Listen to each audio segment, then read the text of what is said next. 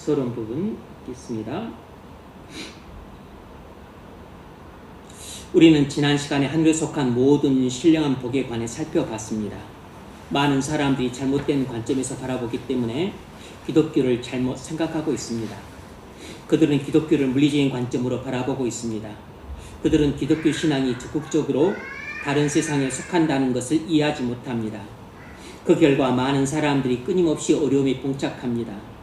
많은 사람들이 이렇게 생각합니다. 하나님께로 오는 사람들에게 다 복을 주시기로 약속하셨다면 그리스도인은 고난을 받지 않을 것이다. 질병을 앓거나 어려운 일을 당하지 않을 것이다. 바로 이런 생각이 그리스도인에게 오는 복락이 신령한 것들이며 하늘에 속한 것들이라는 것을 이해하지 못한 데서 비롯된 오해입니다. 사도 바울은 이 구절에서 우리를 하늘로 올려주고 있습니다. 그는 우리에게 기독교 신앙을 가장 위대하고 어미롭게 보여주고 있습니다. 오늘 우리는 계속해서 하늘에 속한 모든 신령한 복에 관해 살펴보겠습니다. 자, 첫 번째 문제, 본문 3절을 읽으십시오. 하늘에 속한이라는 어구는 에베소서를 이해하는 열쇠입니다. 이 말은 이 서신에서 5번 나오는데 이 말은 기독교를 대표하는 가장 영광스러운 진리들 중 하나입니다. 만일 우리가 그리스도 안에 있는 우리 자신이 어떤 사람인가를 알게 된다면 그것은 우리 삶을 혁명적으로 변화시키고 우리의 사고방식 전체를 전폭적으로 변화시킬 것입니다. 그렇다면 여기서 말하는 하늘이란 어떤 곳입니까? 1세기에 유대인들이 가지고 있던 하늘의 개념은 무엇이었습니까? 몇 가지로 구분할 수 있습니까? 1세기에 유대인들이 갖고 있던 하늘의 개념은 3가지였습니다. 유대인들은 하늘을 3단계로 구분했습니다. 첫 번째 하늘은 대기권입니다. 우리 눈에 보이는 하늘을 가리켜요. 두 번째 하늘은 성층권입니다. 별들이 보이는 하늘을 가리킵니다. 우주를 가리킨다고 할 수 있죠. 세 번째 하늘은 낙원입니다. 천국이라도 말할 수 있어요. 하나님이 계시는 곳을 가리킵니다.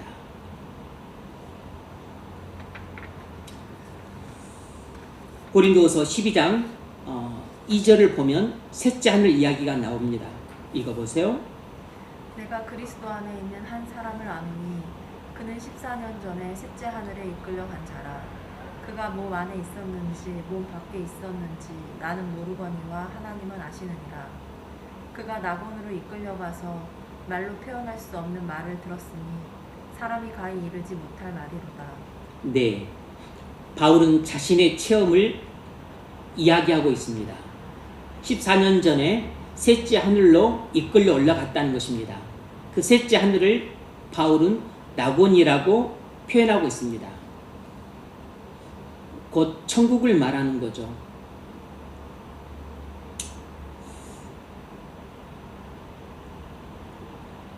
이 점을 꼭 기억할 필요가 있습니다. 성경에서는 하늘을 3개로 구분해요. 유대인들의 관점입니다. 첫째 하늘, 둘째 하늘, 셋째 하늘. 그런데 이 셋째 하늘이 바로 하나님이 거하시는 곳, 낙원이나 천국을 가리킵니다. 두 번째로 오늘 본문이 말하는 하늘, 즉 고린도후서 12장 2절의 셋째 하늘은 어떤 곳입니까? 하나님께서 영광 가운데 거하시는 곳입니다. 삼위일체 하나님이 영광 가운데 거하시는 곳이에요. 눈에 보이지 아니하시는 성부 하나님이 계시고 영광스러운 몸을 입으신 성자 하나님이 계시고 성령님도 계십니다. 3장 10절 이는 이제 교회로 말미암아 하늘에 있는 통치자들과 권세들에게 하나님의 각종 지혜를 알게 하려 하시니. 네, 여기에 있는 하늘이 바로 셋째 하늘을 가리킵니다. 계시록 4장 1절 2일 후에 내가 보니 하늘에 열린 문이 있는데 내가 들은 바 처음에 내게 말하던 나팔 소리 같은 그 음성이 이르되 이리로 올라오라. 이후에 마땅히 일어날 일들을 내가 내게 보이리라 하시더라. 네, 이 계시록 4장 1절에 나오는 하늘이 바로 셋째 하늘을 가리킵니다. 천국을 가리키는 거죠. 이 계시록 4장과 5장은 셋째 하늘에 올라간 사도 바울이 본 환상을 기록하고 있습니다. 사도 요한이 셋째 하늘에 이끌려 올라가서 보았던 환상을 기록하고 있어요. 그 셋째 하늘에는 보좌에 앉으신 이가 계셨고, 그리고 일찍 죽임을 당하신 어린 양도 계셨고, 그리고 보좌 주위에 네 생물이 있었고 24장로들이 있었고 셀 수 없을 정도로 많은 천사들이 있었습니다. 그리고 또 죽은 그 성도들의 영도 있었죠. 뭐 그건 나중에 나옵니다만은. 그래서 이 오늘 본문에 나오는 하늘은 바로 이 삼위 하나님이 거하시는 셋째 하늘을 가리킨다는 것을 알 수 있습니다. 자, 두 번째 문제. 본문 3절을 읽으십시오. 하늘에 속한 신령한 복이란 말은 무슨 뜻입니까? 두 번째가 아니고, 네, 제가 그것을 바꿨죠. 세 번째로, 하늘에 속한 신령한 복이란 말은 무슨 뜻인가? 오직 하늘에 속한 자들에게만 주어지는 영원한 복입니다. 오직 하늘에 속한 자들에게만 주어지는 영원한 복을 가리켜요. 그리스도는 하늘에 있습니다. 우리는 그리스도 안에 있습니다. 그러므로 우리는 영으로 그리스도와 함께 하늘에 있다고 말할 수 있어요. 우리는 영으로 그리스도와 함께 하늘에 있습니다. 우리가 그리스도 안에서 받는 복은 전부 하늘에 속한 신령한 복입니다. 그리스도 안에서 우리에게 주어지는 복은 땅에 속한 육적인 복이 아니고 하늘에 속한 신령한 복이라는 점을 기억을 하셔야 됩니다. 그래서 바울이 우리에게 명명백백하게 그 이야기를 하고 있는 거예요. 우리 주 예수 그리스도의 아버지 곧 하나님께서 하늘에 속한 모든 신령한 복으로 우리에게 복 주셨다, 이렇게 선언하고 있습니다. 완료형이고 그리고 선언하고 있는 거예요. 이미 끝난 것입니다. 그러므로 우리가 그리스도 안에서 받는 모든 복은 하늘에 속한 신령한 복입니다. 그 이유는 그리스도께서 하늘에 계시기 때문이에요. 그러므로 우리도 영으로는 그리스도와 함께 하늘에 있습니다. 그래서 우리가 그리스도 안에서 받는 복은 하늘에 속한 모든 신령한 복이지 땅에 속한 육적인 복이 아닌 것이에요. 물론 하나님은 땅에 속한 육적인 복도 우리에게 필요하니 주실 수 있습니다. 그런데 그런 복은 그리스도께 속하지 않은 사람들에게도 하나님께서 주실 수 있는 복이에요. 이런 것을 일반 은혜라고 부릅니다.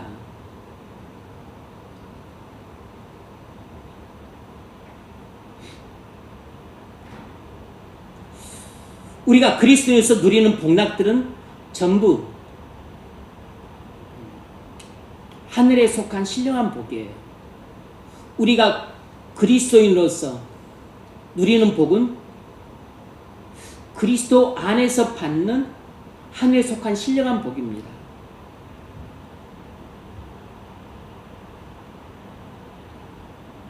나는 그리스도인인데 몸이 왜 이렇게 약할까? 나는 그리스도인으로서 열심히 믿고 사는데 나는 왜 또 가난할까? 나는 왜 이렇게 불행한 일이 많이 생길까? 그럴 수 있습니다.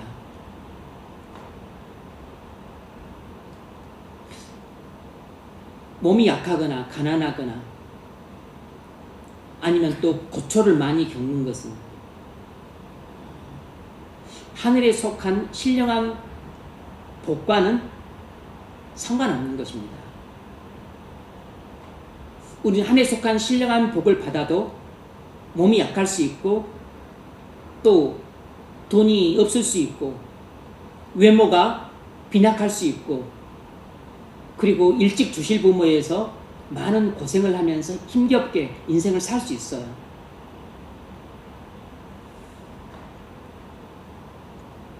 땅에 속한 육적인 복을 내가 남들보다 상대적으로 조금 적게 받을 수 있는 것입니다.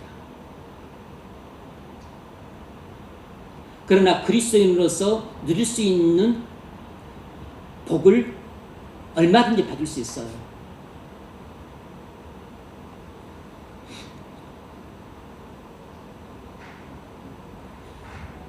그리스도인 된 사람들은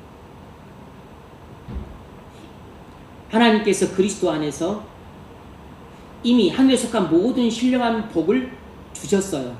그러므로 그리스도 안에서 우리는 하늘에 속한 모든 신령한 복을 풍성히 누릴 수 있습니다. 어떻게 누리죠? 믿음으로 받아서 누리는 거죠.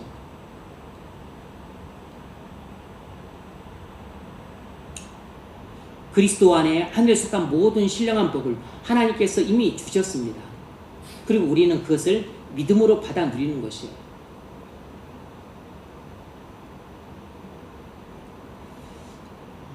사실상 이미 우리는 그리스도 안에서 그것을 받았습니다. 중생, 회심, 그리스도와의 연합, 또 하나님의 자녀가 됨, 아직 완전히 이루어지지 않았지만 성화되어 가는 것, 그리고 아직 우리가 완전히 받지 못한 것들이 있죠. 또 완전한 성화, 영화, 부활, 그리고 하나님 나라에서 영생. 근데 이것은 이미 그리스도 안에서 이미 받은 셈입니다. 아직 우리가 누리고 있지 못하지만.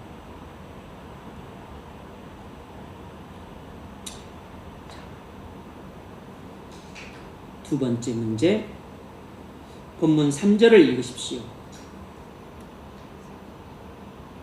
이와 같이 그리스도인이란 하나님께로부터 그리스도 안에서 하늘에 속한 모든 신령한 복을 받은 사람입니다.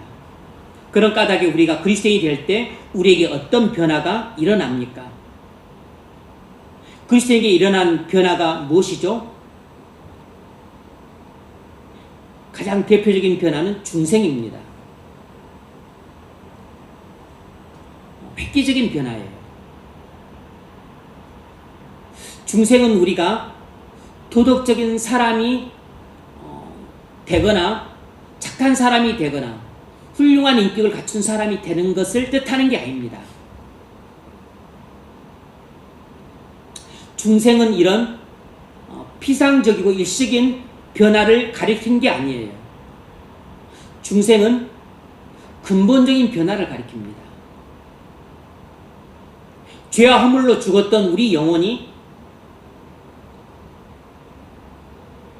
다시 살아나는 것을 가리키는 것이에요.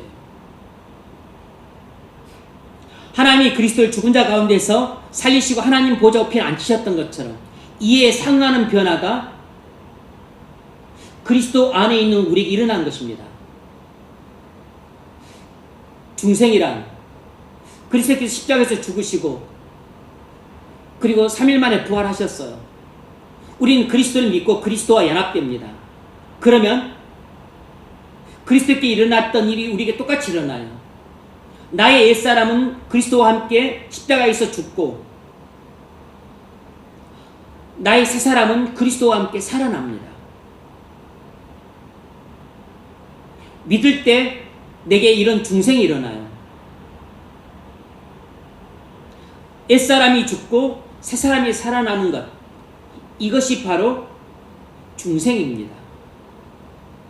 우리가 그리스도인이 일어날 때 우리에게 일어나는 변화예요.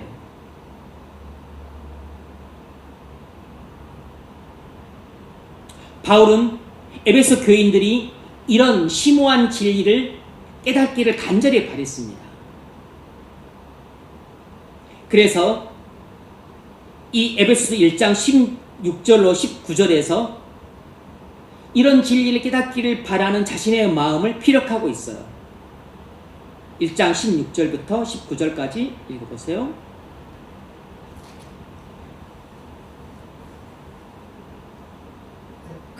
내가 기도할 때 기억하며 너희로 말미암아 감사하기를 그치지 아니하고 우리 주 예수 그리스도의 하나님 영광의 아버지께서 지혜와 계시의 영을 너희에게 주사 하나님을 알게 하시고 너희 마음의 눈을 밝히사 그의 부르심의 소망이 무엇이며 성도 안에서 그 기업의 영광의 풍성함이 무엇이며 그의 힘의 위력으로 역사하심을 따라 믿는 우리에게 베푸신 능력의 지극히 크심이 어떠한 것을 너희로 알게 하시기를 구하노라. 아멘.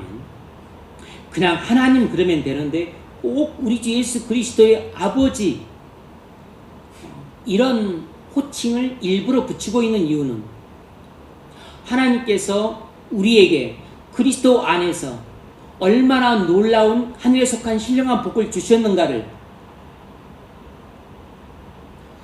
우리에게 알리고 싶은 바울의 간절한 마음을 피력하고 있는 겁니다. 우리 주 예수 그리스도의 하나님 영광의 아버지께서 지혜와 계시의 영을 너에게 주사 하나님을 알게 하시고,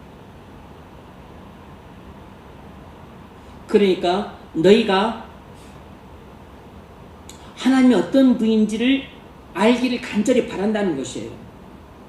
너희 마음 눈을 밝히사 그의 부르심의 소망이 무엇이며 성도 안에서 기업의 영광의 풍성이 무엇이며 그의 힘의 위력을 역사하심을 따라 믿는 우리에게 베푸신 능력의 지극히 크심이 어떤 것을 너희로 알게 하시기를 구하노라.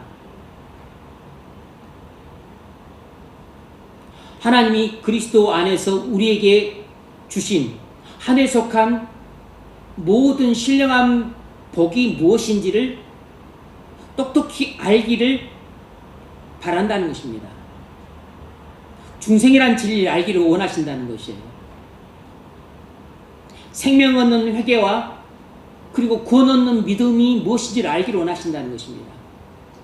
그 믿음으로 말미암아 그리스도와 연합되어서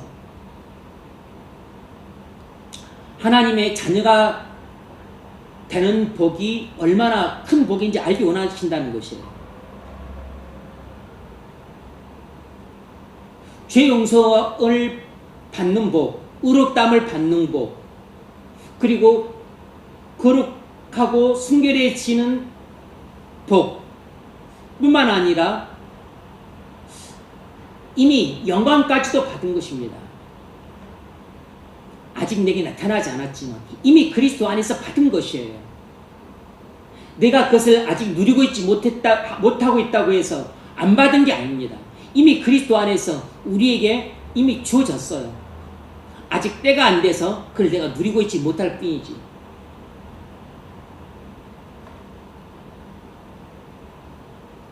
할아버지가 내게 땅을 상속해 주셨어요. 근데 내가 아직 그것을 나이가 어려서 미성년이어서 아직 내가 그것을 받아 누리고 있지 못할 뿐이에요.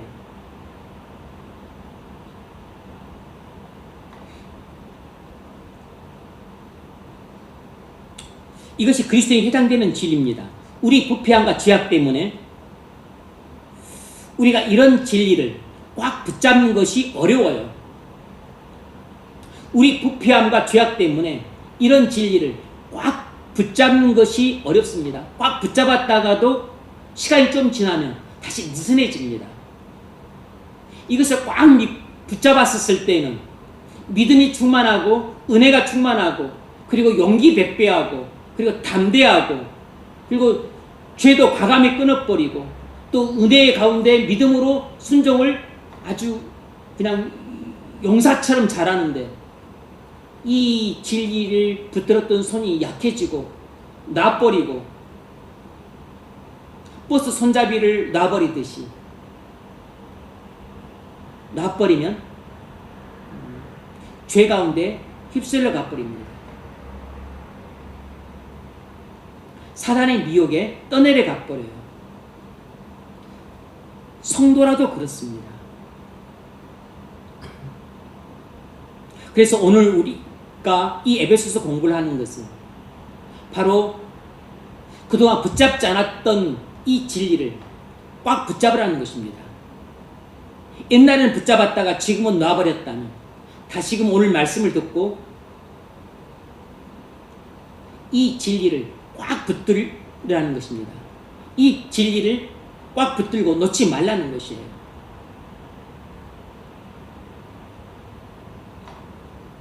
두 번째로 우리가 그리스도임에도 불구하고 이런 진리를 붙잡고 사는 것이 어려운 이유가 무엇입니까?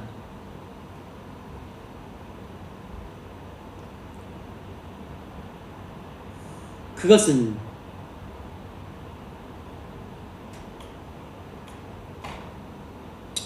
우리 안에 두 본성이 있기 때문이에요. 우리가 그리스도인이 되었음에도 불구하고 이런 진리를 꽉 붙잡고 살기 어려운 이유는 우리 안에 옛 본성과 새 본성이 함께 있기 때문입니다. 우리 안에 옛사람의 본성이 남아있기 때문이에요.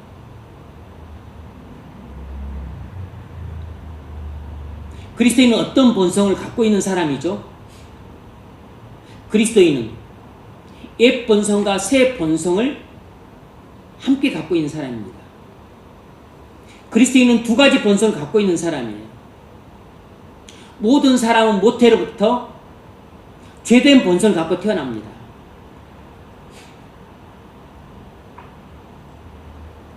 이것이 옛 본성이에요. 그런데 우리가 중생할 때 거룩한 본성을 받게 됩니다. 이것이 새 본성이에요. 그래서 그리스도인은 옛 본성과 새 본성을 갖고 있는 사람입니다. 그리스도인이 아닌 세상 사람들은 모태로부터 갖고 태어난 죄된 본성만 갖고 있습니다. 불신자들은 옛 본성만 갖고 있어요. 그런데 그리스도인은 모태로부터 갖고 태어난 죄된 본성과 중생할 때 받은 거룩한 본성을 함께 갖고 있어요. 그래서 우리는 옛 본성과 새 본성을 함께 갖고 있습니다.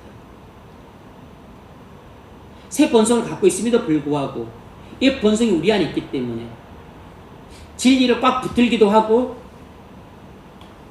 그리고 우리 부패함과 죄 때문에 꽉 붙잡았던 진리를 이것을 손이 약해지고 놔버릴 때가 있습니다.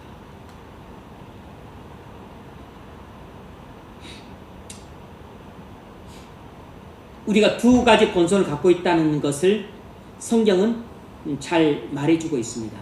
갈라디아서 5장 16절 너희는 성령을 따라 행하라. 그리하면 육체의 욕심을 이루지 아니하리라. 바로 여기서 나오는 성령이 일종의 새 본성이고 육체가 옛 본성을 가리키는 것입니다. 불신자들에게는 육체만 있지 성령은 없어요. 그런데 그리스도인에게는 육체도 있지만 성령도 있습니다.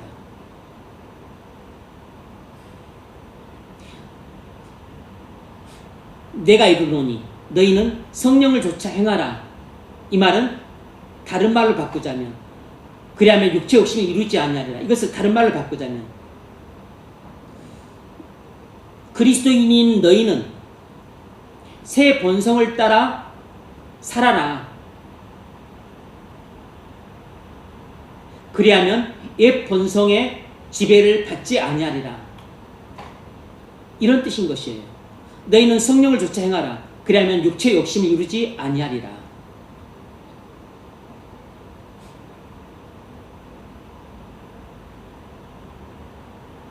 그리스도인 안에는 새 본성과 옛 본성이 있는데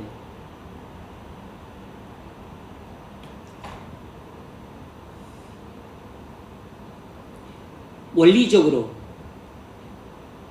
나의 옛사람은 그리스도와 함께 십자가에서 죽었어요. 하지만 옛 본성이 우리 몸에 남아있죠. 나의 새 사람은 그리스도와 함께 살아났습니다.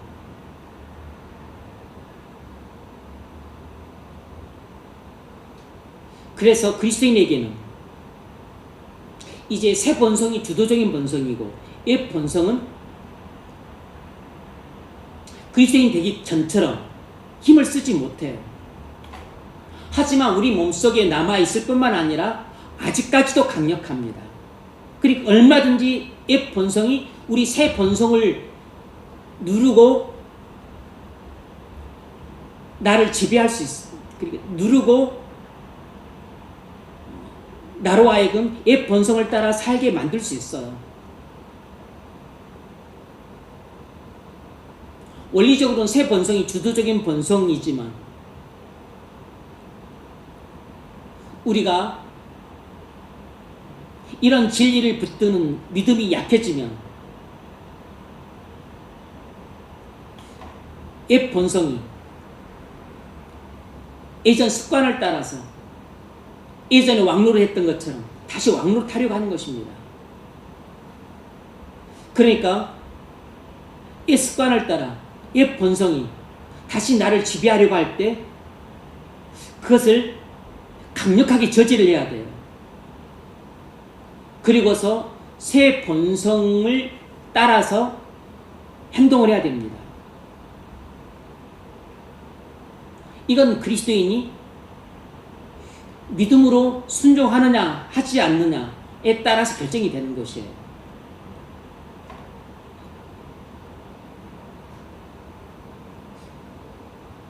그래서 우리에게 성령을 따라 행하라 이렇게 명령하고 있는 겁니다.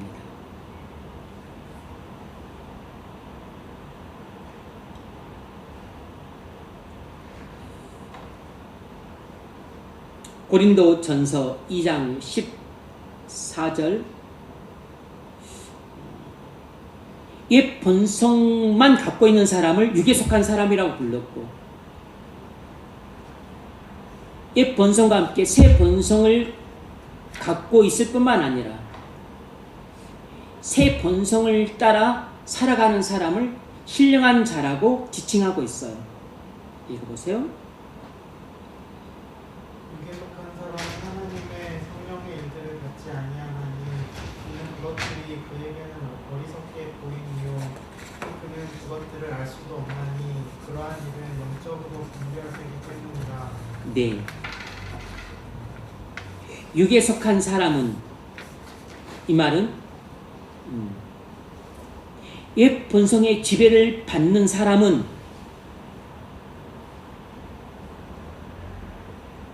성령의 인도를 받지 않는다는 것입니다. 왜냐하면 그런 일들이 그 사람한테는 어리석게 보이기 때문이라는 것이에요. 그리고 그런 일들을 깨닫지도 못한다는 것입니다.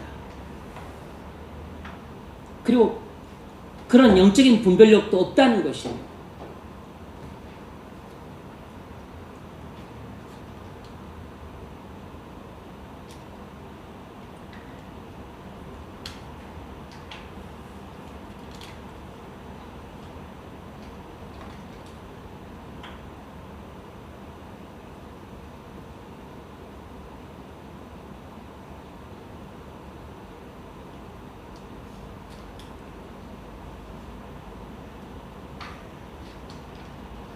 지는 것이 이기는 것이다 라고 말을 해도 육에 속한 사람은 그것을 이해하지 못해요.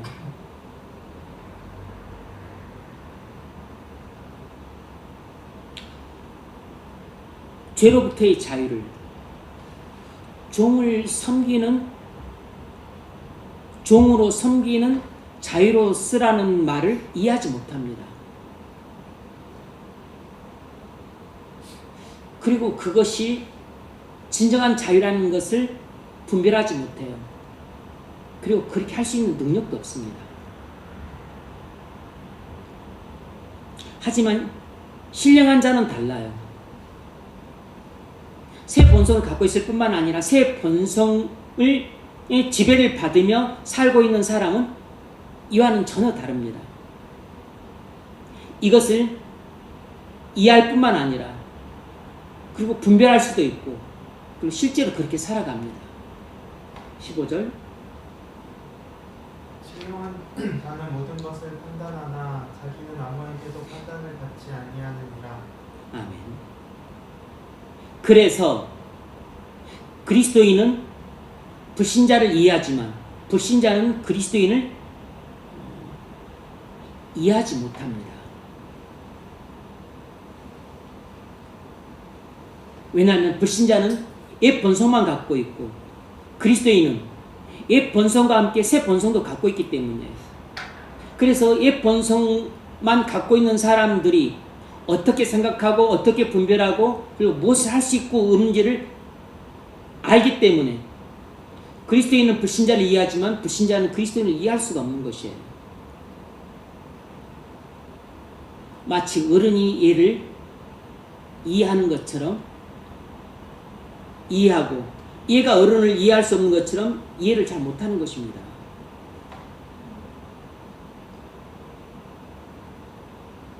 그래서 근본적으로 그리스도인은 불신자들에게 이해될 수 없는 사람이에요. 그래서 불신자는 그리스도인을 볼 때 뭔가 자신과는 다르다는 느낌을 받게 되어 있습니다. 그런데 불신자가 그리스도인을 볼 때 자신과 다를 바가 하나도 없다 이렇게 느낀다면 그건 내게 문제가 있는 것이에요. 내가 불신자하고 하등 다를 바 없이 그동안 처신했던 겁니다. 직장 동료가 여러분을 볼 때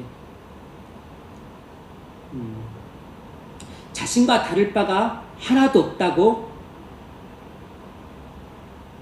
생각한다면 여러분의 신앙생활에 대해서 하나도 궁금해하지 않습니다. 여러분에 대해서 호기심을 안 가져요. 그리고 여러분에게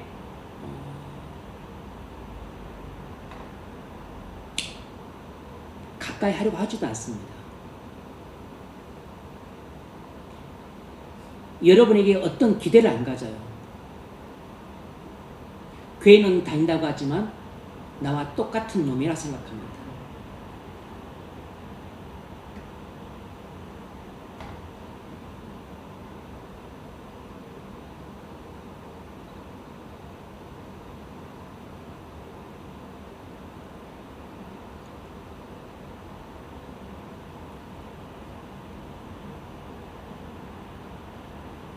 우리가 직장에서 불신 직장 동료들의 눈에 쟤는 나하고 정말 다르다. 정말 이해하기 힘든 사람이다. 좋은 의미로 저 사람한테는 뭔가 있구나. 내게 없는 뭔가가 있다. 내가 알지 못하는 뭔가를 저 사람은 알고 있는 사람이다. 그리고 저 사람에 비하면 나는 완전히 저 차원의 육적인 사람이고 저 사람은 상당히 고차원의 사람이고 그리고 상당히 신령한 사람이고 그리고 마음의 넓이가 엄청나게 넓고 저 사람 어른 같다면 나는 저 사람에 비하면 나는 애기 같다. 나는 저 사람에 비하면 수준이 너무 낮아. 이런 느낌을 주는 것이 당연합니다. 그런 느낌을 받을 때 불신자가 신자 앞에 보이지 않게 영적으로 무릎을 꿇게 돼 있어요.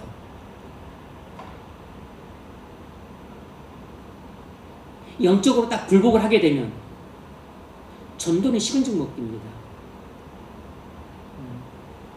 교회 한번 같이 가자. 그러면 순한 양처럼 따라옵니다. 그렇게 살면 안 돼.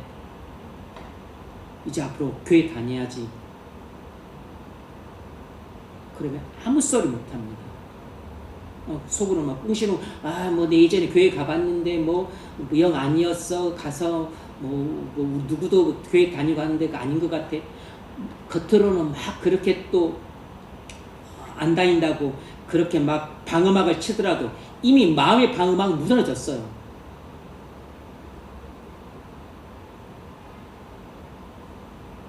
그러니까 전도는 말로 하는 게 아니고 같이 학교 생활을 하거나 직장 생활을 하거나 또 가족과 함께 살거나 또 자주 만나는 사람, 이런 사람들을 하고는 교회에 가자, 예수님이 어떤 분이다 이렇게 말로는 전도하기보다는 그냥 나의 일상적인 생활을 통해서 그들이 나의 신앙 인격을 보고 마음의 문이 열려야 됩니다.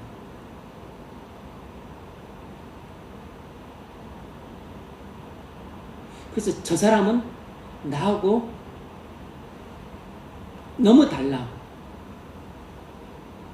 나랑 이런 사람들은 다 그냥 시시껄렁한 사람이고, 그리고 그냥 인간의 탈만 썼지 거의 짐승 수준인데, 이 사람은 달라도 너무 달라.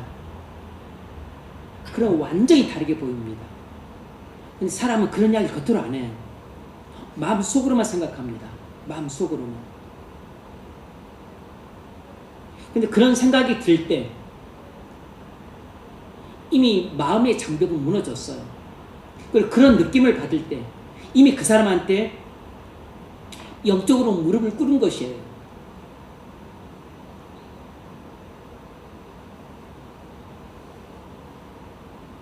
그래서 그를 영적인 어른으로 생각하고 자기는 영적인 어린아이로 이미 생각을 합니다. 그러는 순간에 영적인 권위를 갖게 되는 거죠. 그러니까 영적인 권위를 느끼면 복종할 수밖에 없어요.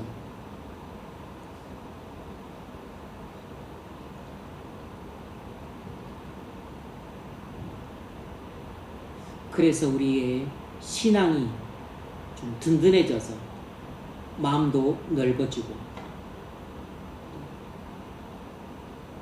죄도 용서해주고 허물도 덮어주고 관용을 베풀고 그리고 사랑해주고 그리고 어지간한 것을 허우 웃으면서 덮어주고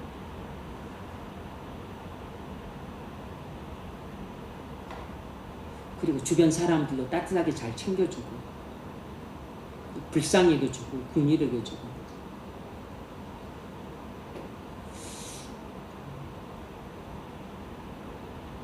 이것이 그냥 우리의 신앙 인격으로 되어서 자연스럽게 우리 일상생활 가운데 나타날 때 전도도 되는 겁니다.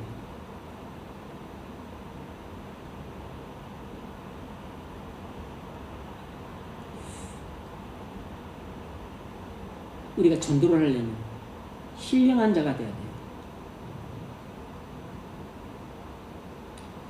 두 번째로 우리가 전도를 못하는 이유는 신령한 자가 아니기 때문입니다.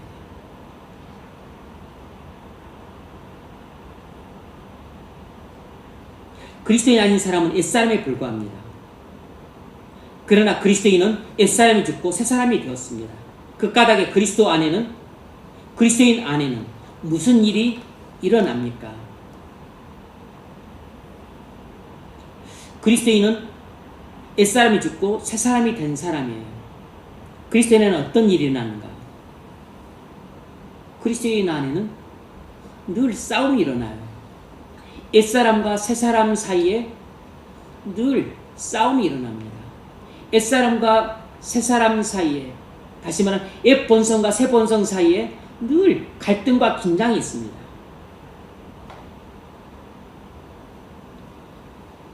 우리 안에서 늘 옛 본성과 새 본성이 서로 왕노릇하려고 싸워요. 나라고 하는 그 인격에게 나의 타락한 옛 본성을 따라 살라고 계속 충동질합니다. 또 새 본성은 또 성령의 인도를 따라서 그렇게 살라고 또 계속 내게 강권을 해요. 그래서 우리는 매 순간 우리 안에서 이런 영적인 싸움이 치열하게 일어납니다. 영적으로 민감하면 그것을 보다 잘 느끼고 영적으로 둔감해지면 대부분 옛 본성을 따라 습관적으로 살게 돼 있어요. 이걸 잘 보여주는 것이 갈라디아서 5장 17절입니다.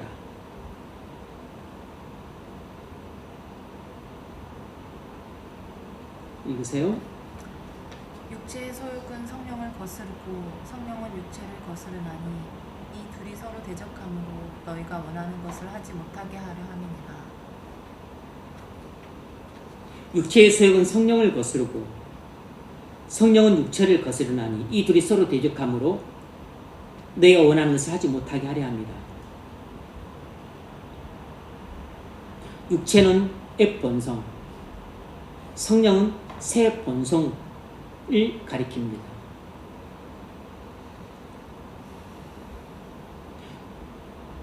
옛 본성이 원하는 것은 항상 성령과 충돌해요.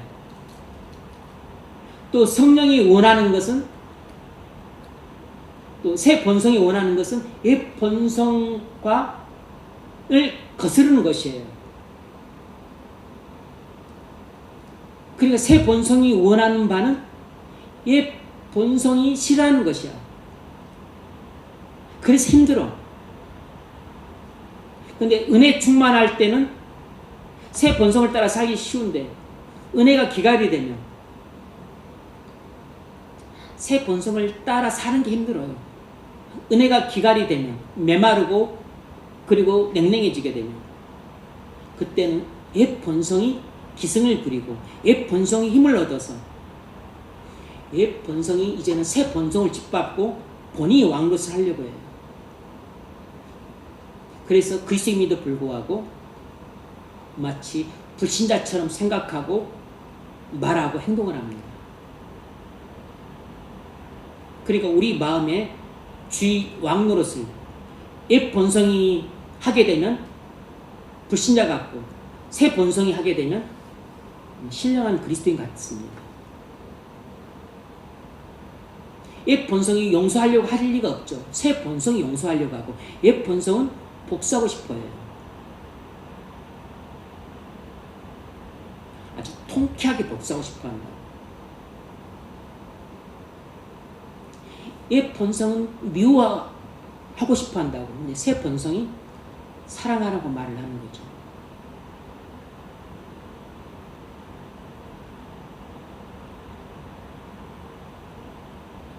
옛 본성은 남의 허물을 아주 들춰내고 그리고 욕보이려고 하는데 새 본성은 덮어줘라,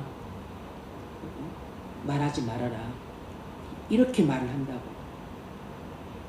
그래서 옛 본성과 새 본성이 원하는 바가 서로 달라요.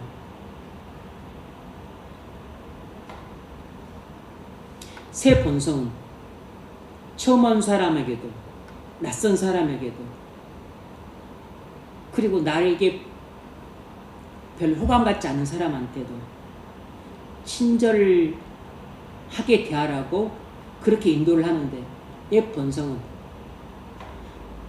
자꾸 낯선 사람 자꾸 낯을 가려 안 가려고 해.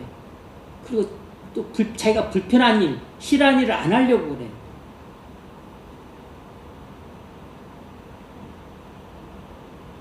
본인은 그냥 본인도 모르게 본능적으로 낯을 가리는데 그게 다른 사람한테는 대단히 불쾌한 일이고 무례한 일이에요. 근데 본인만 모르고 있는 겁니다. 애들이 낯을 가리는 거죠. 낯을 가리는 것은 불친절한 것입니다.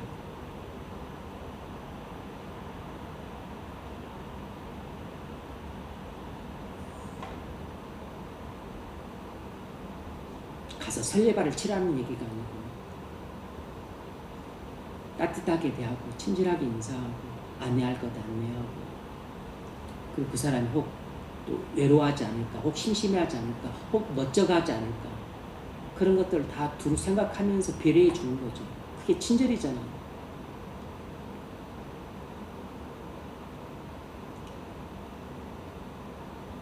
근데 옛 본성은 그런 거 싫어해요. 저 사람 마음에 안 들면 안 하는 겁니다. 내가 하기 싫으면 안 해요. 옛 본성은 그래요. 원래 이기적이니까.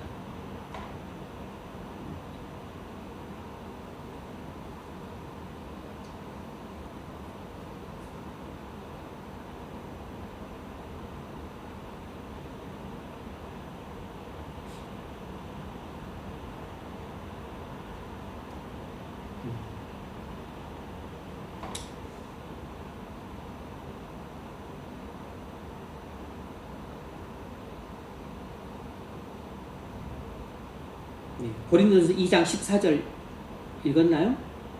네, 우리 읽었죠.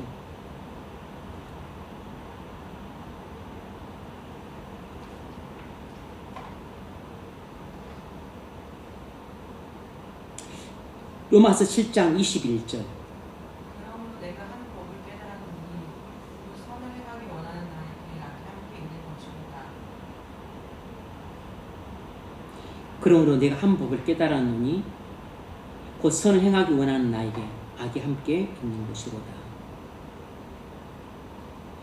마틴 윌스 목사님은 이 구절을 인용할 때 이것을 그리스도인의 상태라고 보고서 인용했을 것입니다. 지금 우리는 그리스도인의 상태에 대해서 지금 다루고 있는 것이니까 이것은 이제 또 많은 학자들에 따라서 해석이 분분하니까 뭐라고 딱 단정 지을 수는 없죠. 어쨌든 그리스도인 안에는 두 가지 나가 있어요. 선을 행하기 원하는 나가 있고 악을 행하기 원하는 나가 있어요.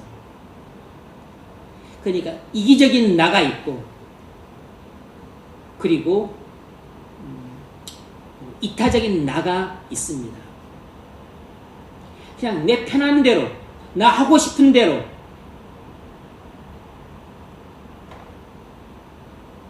그리고 내 마음대로 하고 싶은 나가 있죠. 그게 바로 옛 본성입니다. 그런데 내가 싫어도 주님 말씀에 순종하고 싶은 나, 주님 말씀을 자원해서 순종하고 싶은 나, 좀 힘들고 어렵지만 남에게 도움을 주고 싶고 주님을 기쁘시게 하고 싶은 나가 있어요. 이게 새 본성이에요.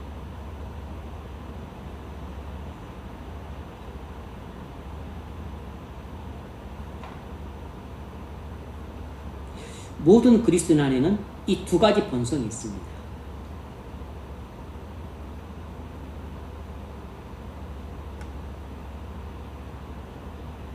이 세 본성을 따라 살아가는 사람이 영적으로 승리하는 것이에요. 그리고 이 세 본성을 따라 사는 사람이 바로 신령한 자입니다. 그리스도인이 그래요. 옛 본성을 따라 살아가는 사람이 육적인 사람입니다. 이 사람이 불신자예요. 세 번째로 그리스도인은 두 가지 세계 속에서 살아가고 있기 때문에 우리는 그리스도인을 무엇이라고 부를 수 있습니까? 그리스도인은 두 나라의 시민입니다. 그리스도인은 두 나라의 시민이에요. 그래서 우리는 두 나라에 대해 관심을 갖고 살아야 됩니다. 우리는 두 나라의 시민이기 때문에 두 나라에 대해 다 관심을 갖고 살아야 돼요. 골로새 1장 13절. 그가 우리를 흑암의 권세에서 건져내사 그의 사랑의 아들의 나라로 옮기셨으니. 아멘. 이것이 그리스도인에게 일어난 변화죠. 사단의 지배를 받는 세상 나라에서 주님의 지배를 받는 하나님 나라로 옮겨진 사람입니다. 그리스도인에게 일어난 변화는 그리스도에게 일어난 변화 때문에 일어난 변화예요. 우리는 그리스도 안에 있습니다. 그래서 그리스도에게 일어난 변화는 그리스도에게 일어난 변화 때문에 일어난 변화예요.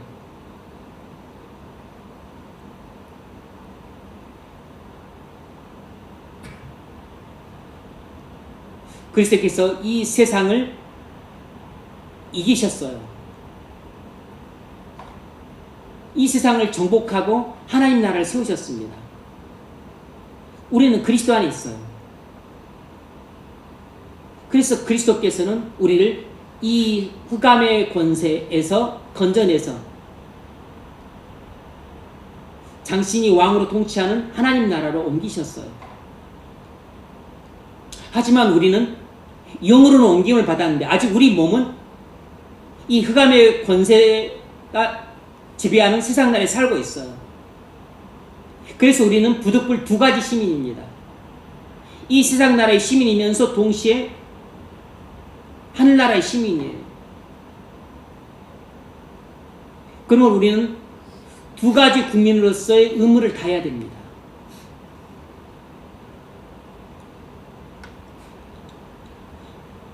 이 세상 나라는 잠시 살고 하늘나라는 영원히 살아요. 우리는 잠시 이 세상 나라의 국민으로서 책임을 다해야 됩니다.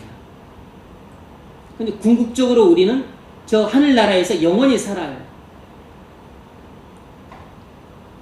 그러므로 우리는 영원히 살게 될 하나님 나라 국민으로서 영원한 하나님 나라를 위해 영원한 책임을 다해야 돼요.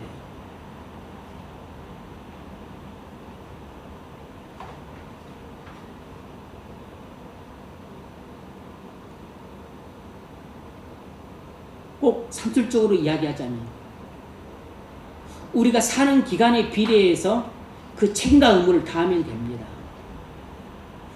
어쨌든 우리는 이 한 나라에 잠시 동안 살 이 한 나라의 국민으로서 잠시 동안 살 우리가 속한 나라를 위해 책임과 의무를 다해야 돼요.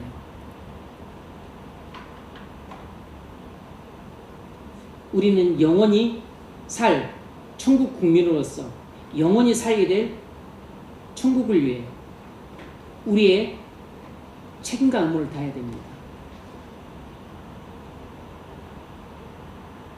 그러니까 우리는 하늘나라의 국민이니까 이것만 하고 이 세상 나라의 국민으로서의 의무는 안 해도 된다 이렇게 말하시면 안 돼요.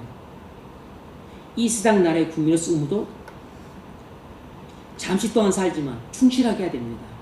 그래서 우리가 국방의 의무도 이행해야 되고 납세의 의무도 이행해야 되고 교육의 의무도 이행을 해야 됩니다. 그리고 또 선거의 의무도 이행을 해야 되는 거죠. 그리고 이 세상에서 또 가난하고 약한 자들을 도와야 될 의무가 있죠.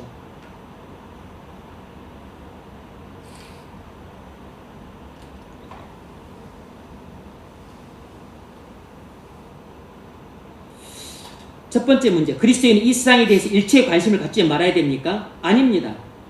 많은 성도들이 이런 오류를 범했어요. 우리는 천국 시민으로서 천국에서 영원히 살 것이기 때문에 이 세상 나라에 대해서는 관심 가질 필요 없다. 그래서 이 세상을 피해서 산속으로 들어갔습니다. 수도원으로 들어갔어요. 사막으로 가버렸습니다. 사람들을 떠나서 속세를 떠났습니다. 그런 태도는 잘못된 것이에요.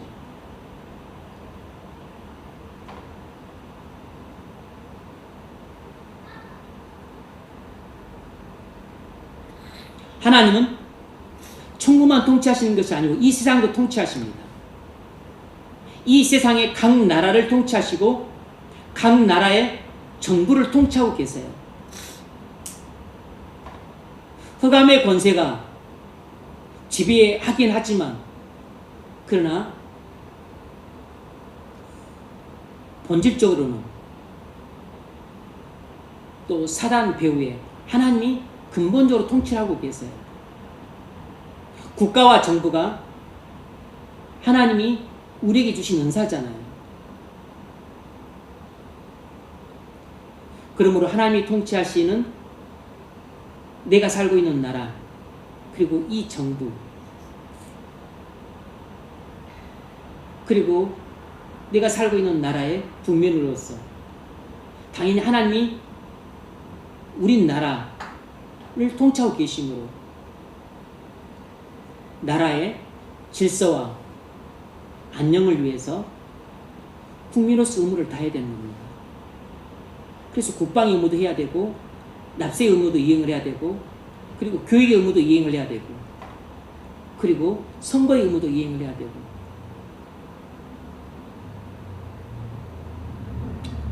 그리고 기타 국민으로서 여러 가지 해야 될 마땅한 책임과 의무를 다 이행해야 됩니다.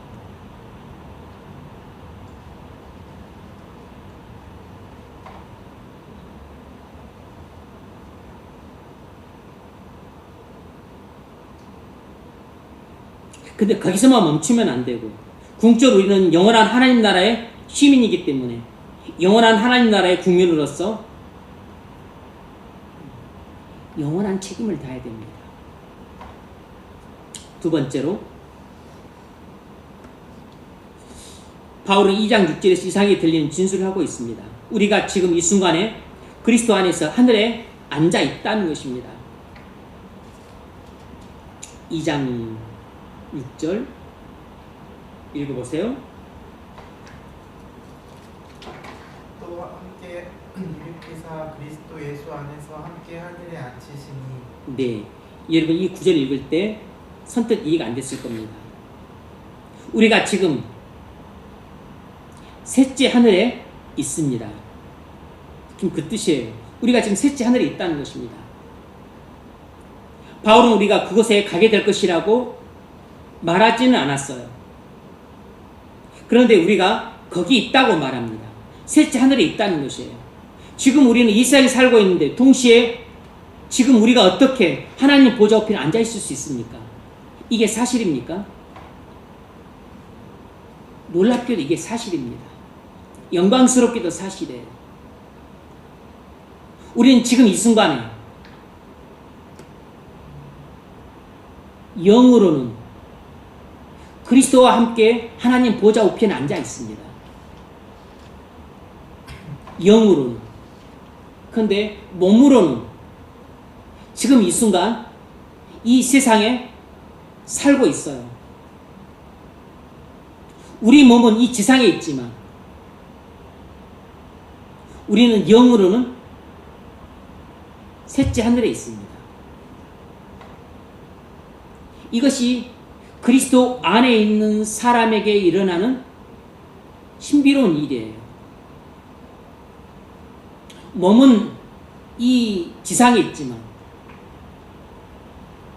영으로는 셋째 하늘에 그리스도와 함께 앉아 있는 것이에요.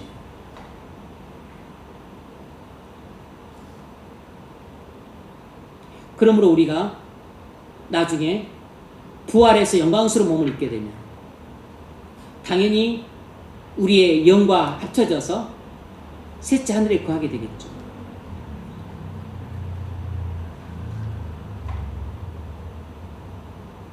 지금 우리 몸은 아직 구속받지 못했습니다. 우리 영은 그리스도 안에서 구속을 받았어요. 그런데 우리 몸은 아직 구속을 못 받았습니다. 그래서 우리는 우리 몸의 구속을 기다리고 있어요. 로마서 8장 10절 읽어보세요. 그리스도께서 너희 안에 계시면 몸은 죄로 말미암아 죽은 것이나 영은 의로 말미암아 살아있는 것이니라. 네, 그리스도께서 내 안에 계시면 몸은 죄로 말미암아 여전히 죽어 있지만 영은 의로 말미암아 살아있다 했습니다. 그래서 23절처럼 이렇게 하는 것입니다. 우리 곧 성령의 처음 익은 열매를 받은 우리까지도 속으로 탄식하여 양자될 것, 곧 우리 몸의 성량을 기다리느니라. 네, 우리 몸의 성량을 기다리는 거죠. 우리가 예수를 믿을 때 우리 영은 성량되었어요. 우리 몸은 아직 성량을 받지 못했습니다. 우리 몸은 아직 죄로 인해 죽어 있어요. 주님이 재림하실 때 우리 몸이 죄로부터 완전히 성량 받을 겁니다.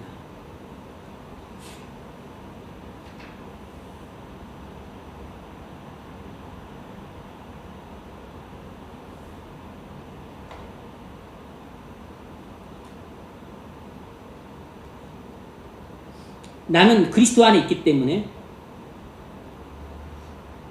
내 영은 그리스도와 함께 셋째 하늘에 있어요. 근데 내 몸은 이 땅에 있습니다. 주님 재림하셔서 내 몸이 부활해서 영광스러운 몸을 입게 될 때 내 영광스러운 몸과 그리고 이미 구속받은 내 영이 합쳐져서 내가 영과 몸을 갖고서 영화로운 그 몸이 되어서 셋째 하늘에 영원히 거하게 될 것입니다. 이것이 말하는 영생이에요. 이것이 성경이 말하는 하나님 나라에서의 영생입니다.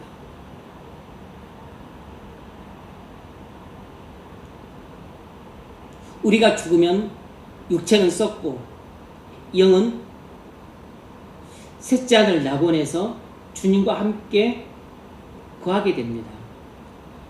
안식하게 되는 거죠. 근데 이것은 중간 상태예요.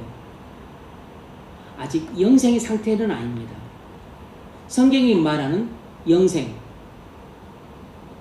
우리가 그리스도 안에서 이미 받은 하늘에 속한 모든 신령한 복음, 이것도 포함이 되지만 궁극적으로는 완성된 하나님 나라에서 영생을 말하는 겁니다. 세 번째 문제, 아우스 토플레디는 하늘에 있는 영화로운 영들보다 행복하지는 못하나 하늘에 있는 영들만큼 안전하네 라고 찬송했습니다. 그 의미가 뭐죠? 사실 문자 그대로입니다.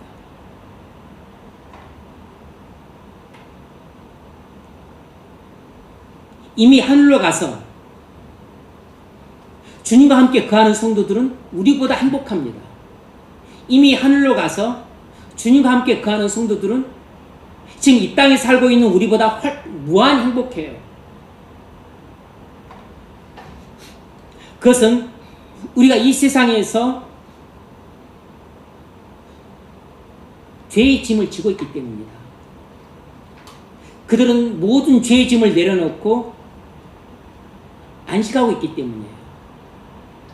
우리는 죄의 짐을 지고 있기 때문에 수고롭고 그들은 죄의 짐을 내려놓았기 때문에 안식하고 있는 것입니다. 그래서 이미 죽어서 하늘로 가서 주님과 함께 사는 성도들은 우리보다 무한 행복해요.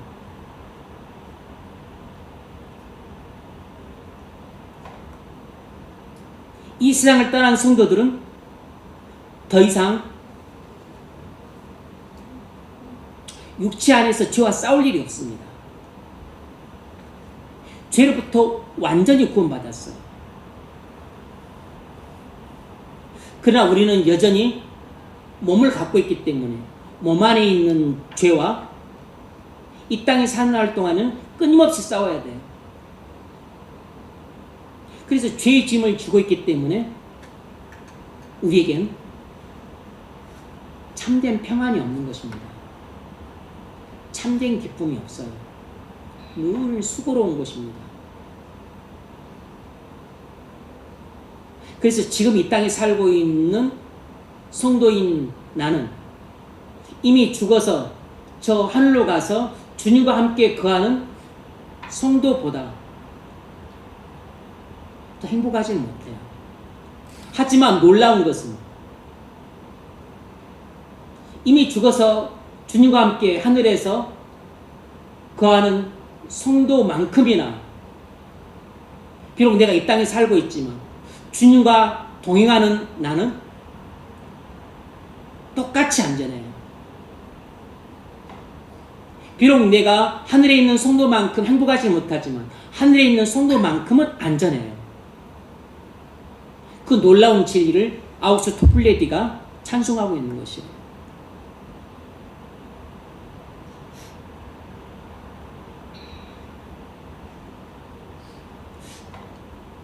나는 하늘에서 안식을 취하고 있는 성도만큼 행복하지 못하지만 하늘에서 안식을 취하는 성도만큼 나는 안전한 것입니다. 이것이 우리에게 기쁨과 감격이 되는 거죠. 우리 몸에 죄가 있고 이 세상이 죄악에 관영해서 하늘에 있는 성도만큼 행복할 수는 없지만 그러나 하늘에 있는 성도만큼 안전한 것입니다. 왜냐하면 주님이 나와 함께 하셔서 내 인생길을 최선으로 인도하시고 모든 위험에서 최선으로 보호해 주시고 그리고 영육간에 가장 최선으로 공부해 주시기 때문에 주님이 나와 함께 하시기 때문에 그 점에 있어서는 하늘에 있는 성도나 이 땅에 살고 있는 나나 주님이 함께 하셔서 나를 지켜주시는 것은 똑같기 때문입니다. 물론 내가 주님을 떠나서 또 내 멋대로 행했다가 징계를 받기도 하고 또 내가 고생을 사서 하기도 하지만 그렇다고 해서 안전하지 않은 것은 아니에요. 이 땅에 살고 있는 나와 그리고 지금 하늘나라에 가 있는 성도하고는 행복은 차이가 있지만 안전함은 똑같은 것입니다.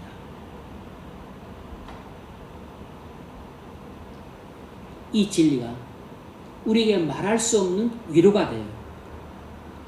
이 진리가 우리에게 말할 수 없는 격려가 됩니다.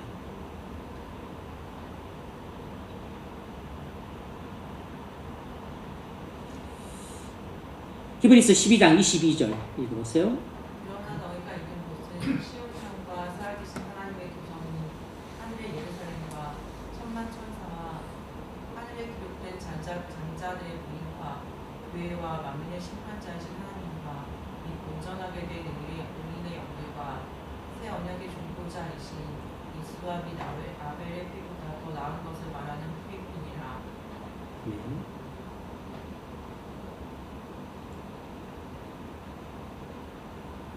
히브리서 기자는 말하기를 우리가 어디에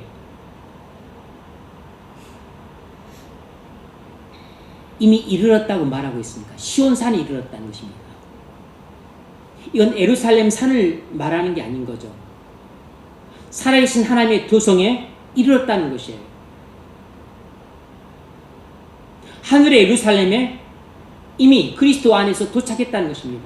왜냐하면 나는 지금 영으로 그리스도와 함께 하늘에 앉혀졌기 때문이에요.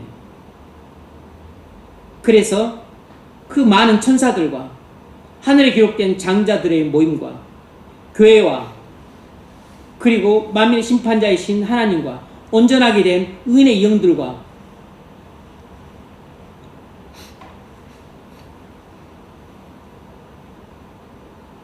그리고 아벨처럼 이렇게 순교의 피를 뿌린 자들, 그들이 있는 하늘의 예루살렘에 우리가 이미 도착했다는 것입니다. 우리가 이미 셋째 하늘에 들어갔다는 것이에요. 우리는 영으로 이미 셋째 하늘에 들어가 있습니다. 하지만 우리는 몸으로는 이 세상에 살고 있어요.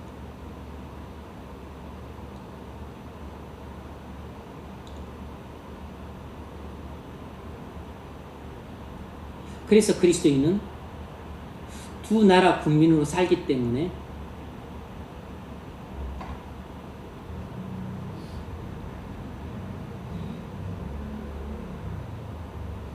이 분리된 상태 때문에 약간의 혼선을 빚을 수 있습니다. 하늘나라의 국민으로서도 살아야 되고 세상 나라의 국민으로서도 살아야 되니까 우리 신앙이 균형 잡히지 못하면 혼선을 빚을 수 있어요. 그래서 극단적이 되기 쉽습니다. 완전히 그 천국만 바라보고서 천국 시민으로서만 살려고 하는 이런 극단이 있을 수 있습니다. 마치 이것이 신령하면 또 다른 극단은 또 천국은 있고 이 세상만 바라보고서 이 세상 국민으로서 그 책임과 의무를 다하는 데만 온통 신경을 쓰고 과도하게 그리고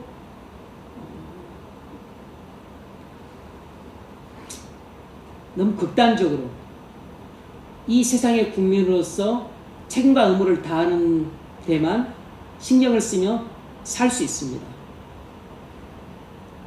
이 균형을 이룬 것이에요. 양극단입니다. 근데 그리스도인은 이 두 가지 의무를 다 해야 돼요. 하지만 이 세상에서는 잠깐 살고 그리고 천국에서는 영원히 살아요. 어느 쪽에 훨씬 많은 비중을 둬야 되겠어요?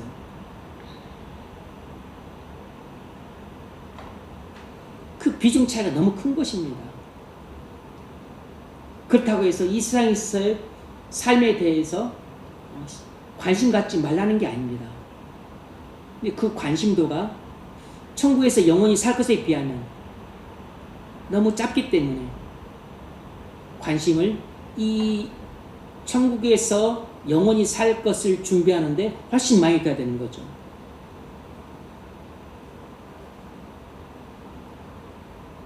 네 번째로 그리스도인은 어떤 사고방식을 갖고 살아가고 있습니까? 그리스도인은 어떤 사고방식을 갖고 살아가야 되죠? 그리스도인은 본질적으로 영적인 관점으로 세상을 바라보는 사람입니다. 그리스도인은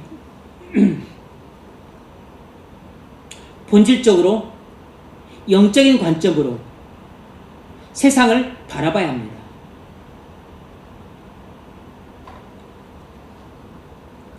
그리스도인은 본질적으로 영적인 관점으로 세상을 바라봐야 해요. 그리스도인은 세상 방식대로 세상 문제들을 바라보지 않습니다. 우리는 세상 방식대로 세상 문제들을 바라보면 안 돼요. 세상 사람들은 세상 방식대로 세상 문제를 바라봅니다. 그게 당연해요. 그런데 그리스도인은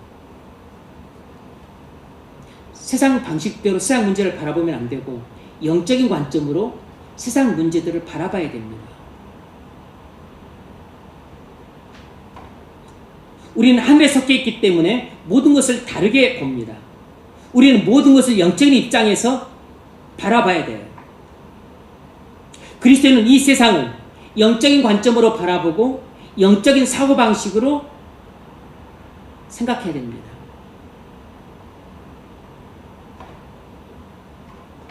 이것이 신령한 자예요.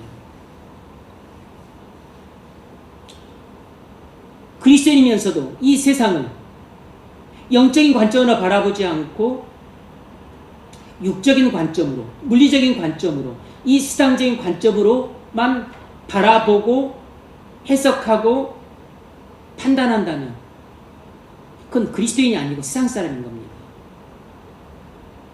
그건 그리스도인으로서 잘못된 관점으로 바라보고 그리고 잘못된 사고를 하고 그리고 잘못된 판단을 내리는 것이에요. 그러면 세상 사람들처럼 행동하게 됩니다.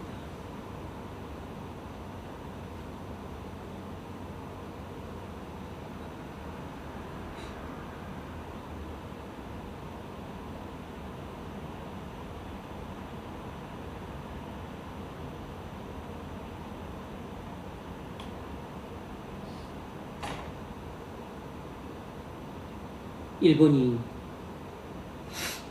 대만 문제에 개입하겠다고 하니까 중국이 일본에 대해서 무역 제재를 합니다. 그것은 이 세상 문제를 세상적인 관점으로 바라보고 그리고 세상적인 방식으로 문제를 해결을 하려고 하는 거예요. 세상 나라는 거의 대부분 이렇게 문제들을 해결합니다. 그리스도인이 이렇게 하면 안 되는 거죠.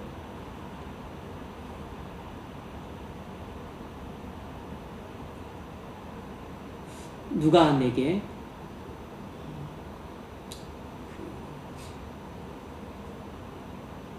불쾌하게 했습니다. 내게 비난하는 말을 했어요. 그러면 그냥 세상적인 관점에서 그냥 복수하는 것입니다. 나도 그를 비난하고 그가 고통을 당하도록 또 나는 여러 가지 방식으로 그에게 복수를 해요. 근데 그리스도인은 이런 문제를 영적인 관점으로 바라봅니다. 그래서 원수를 사랑하고 너를 핍박하는 자를 위하여 기도하라고 했습니까?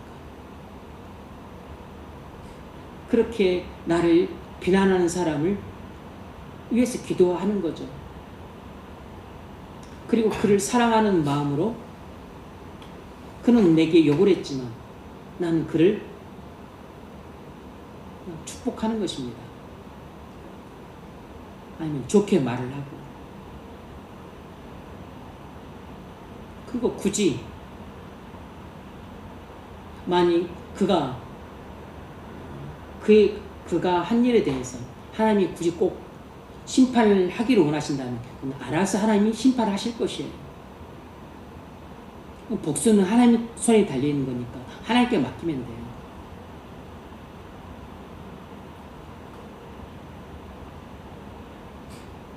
그래서 영적인 관점으로 세상 문제를 바라보는 것과 세상적인 관점으로 세상적인 문제를 바라보는 것에 있어서 해결책이 완전히 다른 것입니다.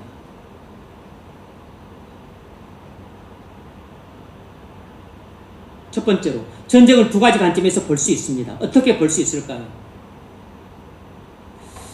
세상적인 관점에서 전쟁을 보자면 세력의 균형 문제로 봅니다. 그런 차원에서 접근하고 문제를 해결하려고 해요.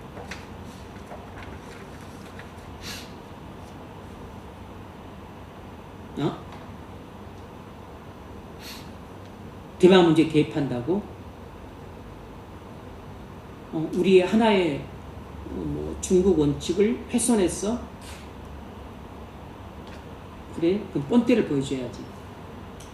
무역전쟁, 무역 제재를 가하는 겁니다. 총성 없는 전쟁이죠. 이미 전쟁이 일어나는 것이에요.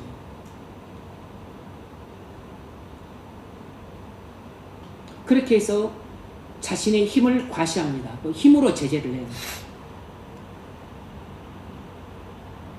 영적인 관점에서 이렇습니다. 세상에서 전쟁이 발생하는 것은 죄 때문이다. 마귀 때문이다. 이렇게 보는 것입니다. 그래서 모든 것을 세상과는 전혀 다르게 새로운 관점으로 이해를 해요.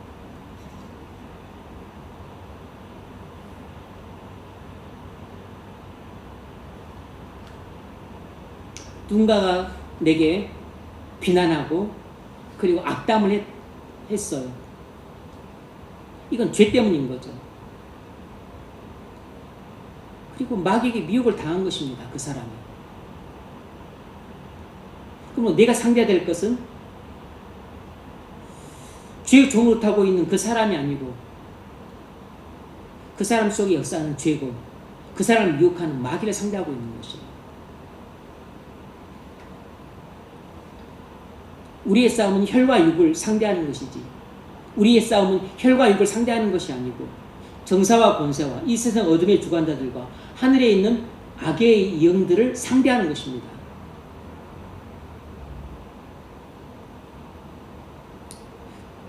그가 마귀에게 미혹에 속아서 그렇게 악담을 했다면 나도 똑같이 악담을 한다면 나도 마귀에게 미혹당해서 똑같이 악담을 하는 것입니다. 그럼 나는 그 사람도 영적인 싸움을 졌지만 나도 영적인 싸움에서 진 것이에요. 그가 죄의 종노릇 했다면 나도 죄의 종노릇 한 것입니다. 그도 영적인 싸움에서 졌고 나도 영적인 싸움에서 진 것이에요. 나는 내게 악담한 사람과 싸우겠는 게 아닙니다. 악담하게 만든 죄와 그리고 마귀와 싸우고 있는 것이에요. 그런데 우리는 자주 놓치죠. 자주 잊어먹어요. 그 사람의 면상만 보는 거죠. 괘씸하게 생각이 되고 화가 나고 화가 나는 대로 우리가 반응을 하게 되면 그게 복수죠.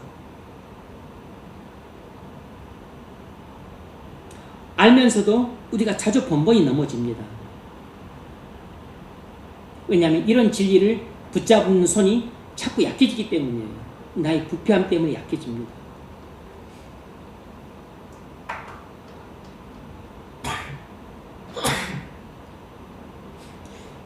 (6장 12절) 우리의 씨름은 혈과 육을 상대하는 것이 아니요 통치자들과 권세들과 이 어둠의 세상 주관자들과 하늘에 있는 악의 영들을 상대하니라. 그러므로 하나님의 전신갑주를 취하라. 이는 악한 날에 너희가 능히 대적하고 모든 일을 행한 후에 서기 위함이라. 네. 우리의 씨름은 혈과 육을 상대하는 것이 아니에요. 이 말은 우리는 사람과 싸우는 게 아니라는 것입니다. 그런데 우리는 대부분 사람들과 싸우죠. 엄마하고 싸우고 형제하고 싸우고 직장 동료를 미워하고 싫어하고 욕하고 또 사장에게 화내고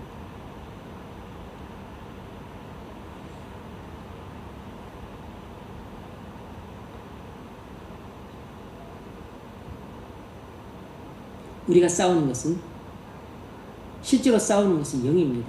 악한 영들이에요. 마귀예요. 통치자들과 권세들과 악한 영들을 가리킵니다. 이 어둠의 세상 주관자들과 사단이죠. 악한 영들입니다. 하늘에 있는 악의 영들을 상대함이라. 그래서 이런 영적인 싸움에서 이기려면 어떻게 됩니까?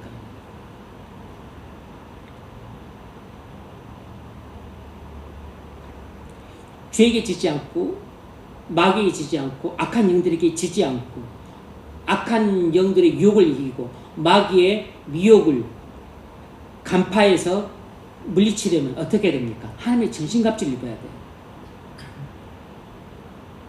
13절 그러므로 하나님의 전신갑주를 취하라. 이는 악한 날에 너희가 능히 대적하고 모든 일을 행한 후에 서기 위함이라. 네, 하나님의 전신갑주를 취하라. 이것이 우리가 영적인 전쟁에서 승리하는 길입니다. 구원의 투구를 써야 되고, 의의 행비를 입어야 되고, 진리의 허리띠를 매야 되고, 평안의 복을 예비한 신발을 신어야 되고, 믿음의 방패를 들고 성령의 검을 가져야 됩니다.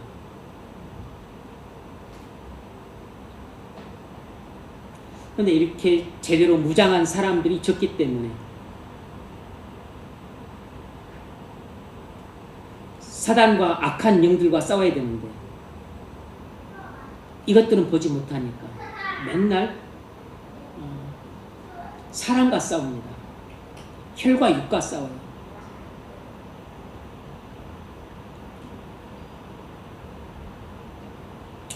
그리스도인은 이 세상에서 발생하는 갈등은 궁극적으로 영적인 갈등입니다. 세상의 문제들은 궁극적으로 사단과 하나님과의 싸움에서 발생하는 것입니다. 세상의 문제들은 궁극적으로 사단이 하나님의 통치에 저항해서 발생하는 문제들이에요. 사람과 사람 사이의 갈등과 긴장은 사실상 영적인 갈등입니다. 영적인 긴장이라고.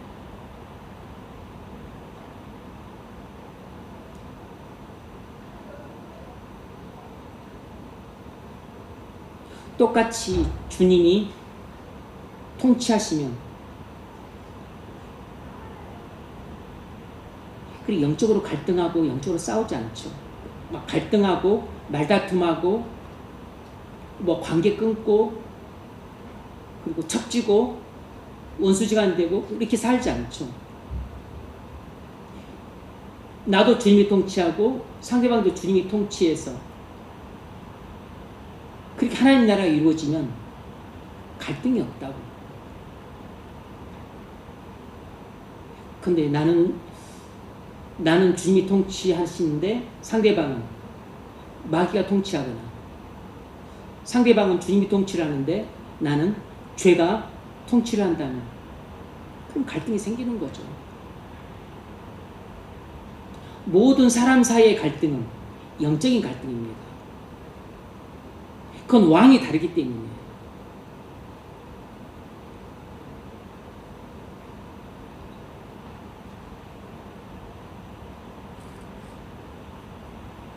그러므로 그리스도인은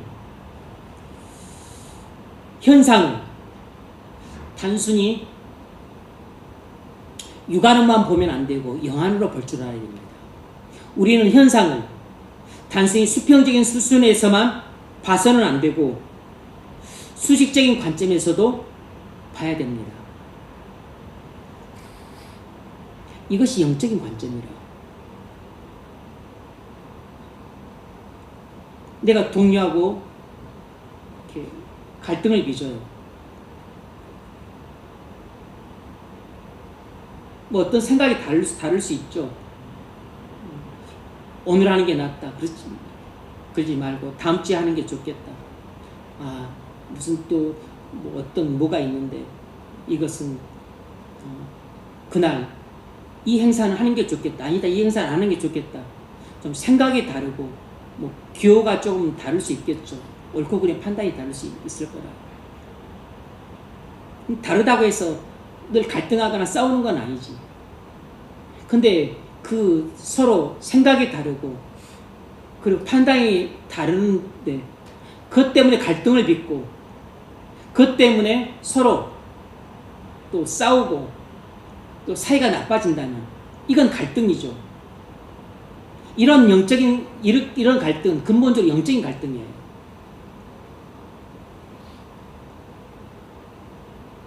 한쪽이 주님의 통치에 순종을 하는데 한쪽은 마귀의 통치에 순종을 하기 때문인 겁니다. 한쪽은 주님의 통치에 순종을 하는데 한쪽은 죄가 왕노릇하기 때문이에요.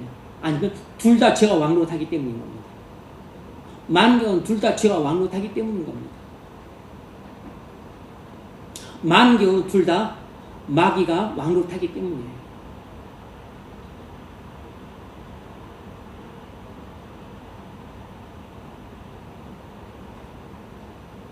자, 두 번째로 성도는 세상의 고통스러운 문제들을 다루는 올바른 방식은 영적인 사고 방식이라는 것을 압니다. 하나님께서는 세상의 문제들을 두 가지 방식으로 다룹니다. 그게 뭐죠?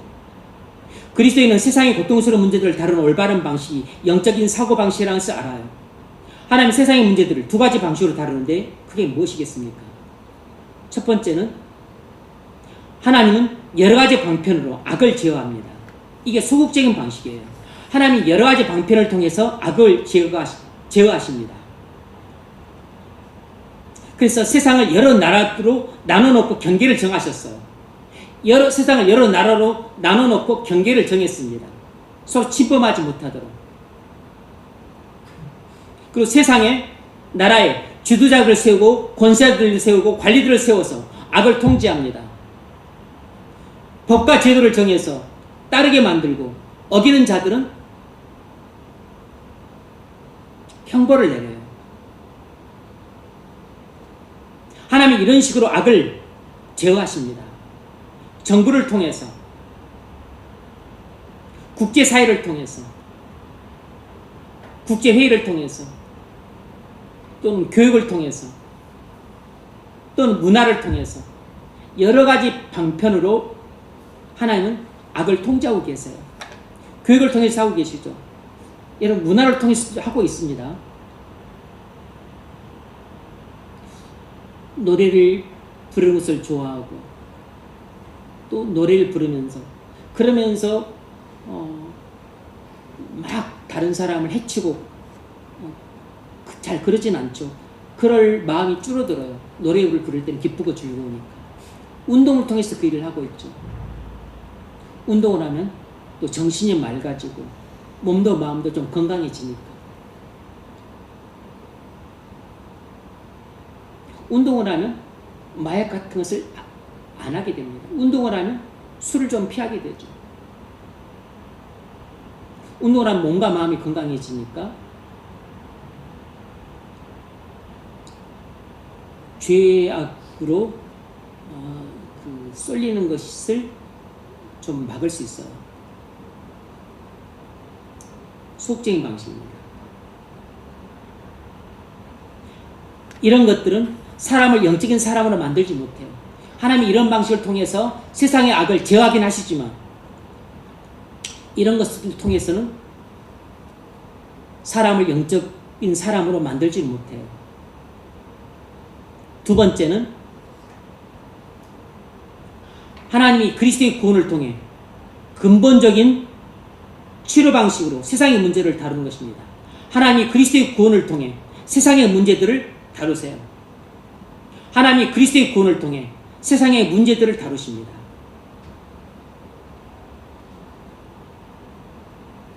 이것이 하나님이 세상의 문제들을 다루는 근본적인 치료 방식이에요. 이것이 하나님이 세상의 문제들을 적극적인 방식으로 해결하는 것입니다. 여러 가지 방편을 통해서 악을 제어하는 것은 소극적인 방식이고 그리스도의 구원을 통해 세상의 문제들을 해결하는 것은 적극적인 방식이에요. 그리고 동시에 이것이 세상의 문제들을 근본적으로 치료하는 방식입니다. 그러므로 그리스도인은 어떤 방식에 매진을 해야 될까요? 첫 번째 일에도 협조하지만 우리는 두 번째 일에 더욱 적극성을 띄어야 되겠죠.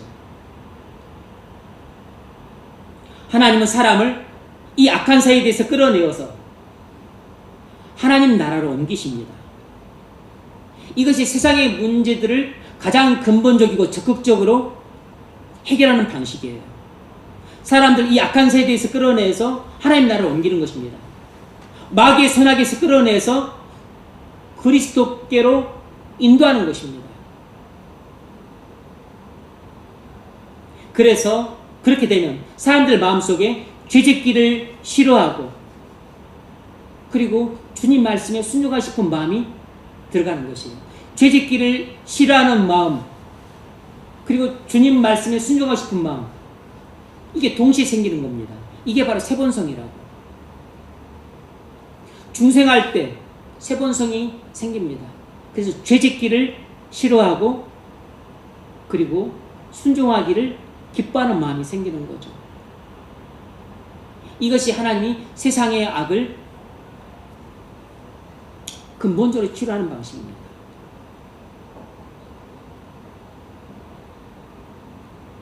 그러면 사람은 적극적으로 선하게 됩니다. 다만 악을 피하려고만 하는 게 아니고 적극적으로 선을 행하려고 해요. 그러니까 소극적으로 악을 행하지 않으려고 하는 정도 끝나지 않고 적극적으로 선을 행하려고 합니다.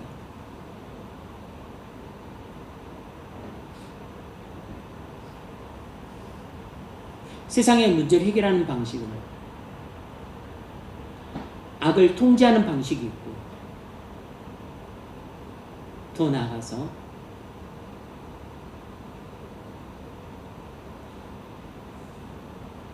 사람들을 그리스도 안으로 인도해서 그래서 중생케 하는 것입니다.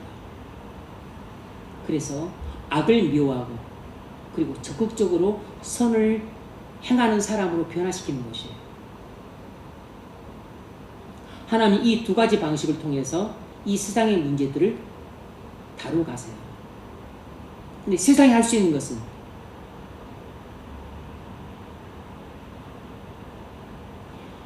여러 가지 방편으로 악을 제어하는 것입니다. 가장 대표적인 것이 형벌을 하는 것이에요. 음악이나 미술이나 운동이나 문화 또는 교육 또는 훈화 또 윤리 도덕 이런 방편들을 통해서 악을 통제합니다. 소극적인 방식이에요. 적극적인 방식은 사람을 그리스도로 변화시키는 겁니다. 이 세상 나라에서 하나님 나라로 옮기는 것이에요.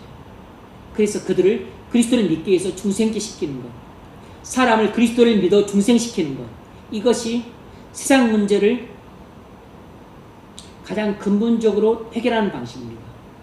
세상 문제를 가장 적극적으로 해결하는 방식이에요. 사람이 그리스도를 바뀌면 악을 행하려고 하지 않을 뿐만 아니라 적극적으로 선을 행하려고 합니다.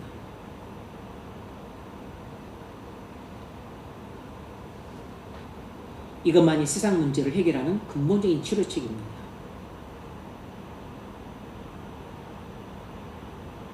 모든 사람이 그리스도인이 되었어요. 그리고 모든 사람이 생명 심판의 부활이 아니라 생명의 부활을 하게 되었습니다. 바로 그 나라가 하나님 나라예요. 바로 그 나라가 영광스러운 천국입니다. 그 나라에는 악이 없죠. 선만 있죠. 죄가 없어요. 완전한 은혜만 있습니다. 적용점을 읽어보십시오. 여러분은 자기 문제들을 영적인 관점에서 바라보고 있습니까? 모든 문제를 영적인 사고방식으로 생각하십니까? 이 세상의 모든 문제를 하늘의 전망대에서 하나님의 관점으로 바라보십니까? 오늘 우리가 꼭 기억해야 될 것은 우리는 그리스도 안에서 하늘에 속한 모든 신령한 복을 받았다는 것입니다. 이미 받았어요. 중생 받았습니다. 회개하고 죄 용서함 받았습니다. 나는 셀 수 없을 정도로 많은 죄를 저질렀지만 하나님은 나의 셀 수 없을 정도로 많은 죄를 다 용서하셨습니다. 나는 의가 없지만 하나님은 나를 의롭다고 여기셨어요. 그래서 천국에 들어가게 하셨습니다. 하나님 자녀로 삼아주셨어요. 그리고 이미 내 영은 셋째 하늘에 들어가 있습니다.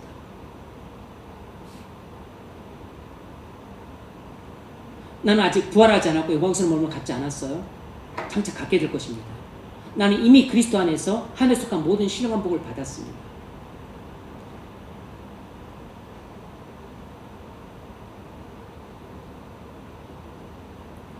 내가 이 세상을 어떻게 살아야 될까요?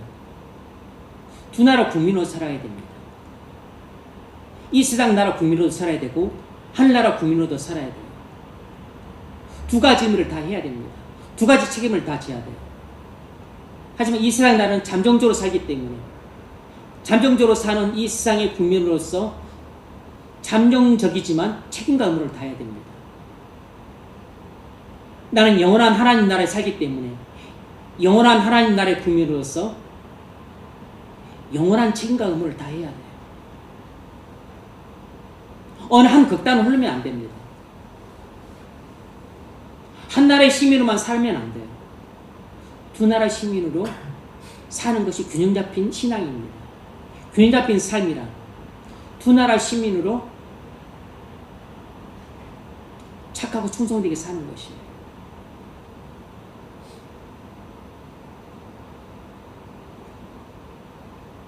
지금 우리는 영은 하늘에 있지만 몸은 이 세상에 있어요. 이 세상에 살 때 이 세상에 많은 문제도 있습니다. 이 세상의 많은 문제들을 어떤 관점으로 바라보고 어떻게 사고하고 어떻게 해결해야 됩니까? 영적인 관점으로 바라보고 그리고 영적으로 사고하고 그리고 영적으로 판단해야 돼요.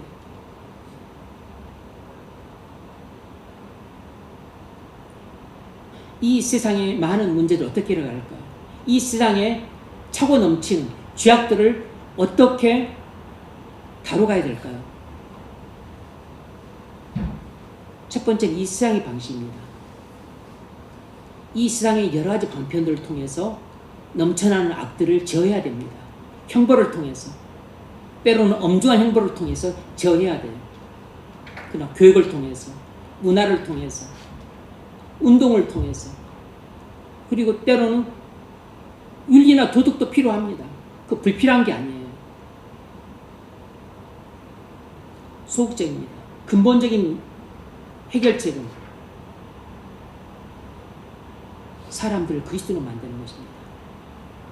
적극적인 해결책은 이 악한 세대에서 끌어내서 하나님 나라로 옮기는 것이에요. 적극적인 해결책은 그리고 가장 근본적인 해결책은 중생하는 것입니다. 새 번성을 받는 것이에요. 그리스도를 믿음으로 새 번성을 받는 것입니다. 그래서 죄를 싫어하고 그리고 순종하는 것을 기뻐하는 마음을 갖게 하는 것이에요. 그러면 소극적으로 악을 멀리할 뿐만 아니라 적극적으로 선을 행하는 사람이 됩니다. 이것이 세상의 문제들을 해결하는 방식이에요. 세상의 악을 다루는 방식입니다. 하나님이 이 두 가지 방법을 통해서 세상의 문제들과 악을 다루고 계세요.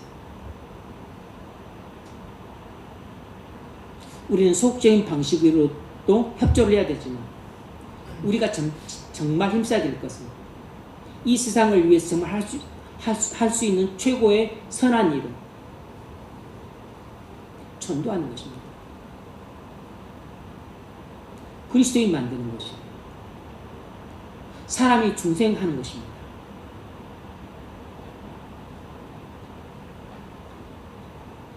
말씀을 맺겠습니다. 세상의 모든 문제는 본질적으로 영적인 문제입니다. 따라서 해결책도 영적이어야 돼요. 여러분, 이 점 꼭 기억하십시오. 세상의 모든 문제는 본질적으로 영적인 문제예요.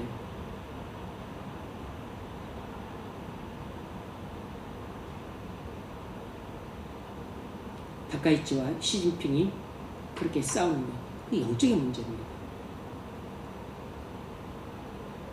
여야가 싸우는 것, 그게 영적인 문제예요. 나하고 너가 사이가 안 좋은 것, 그게 영적인 문제입니다. 모든 해결책도 영적이어야 됩니다. 악한 욕망이 궁극적으로 사탄으로부터 오듯이 악한 욕망을 이길 수 있는 능력도 궁극적으로 주님으로부터만 옵니다.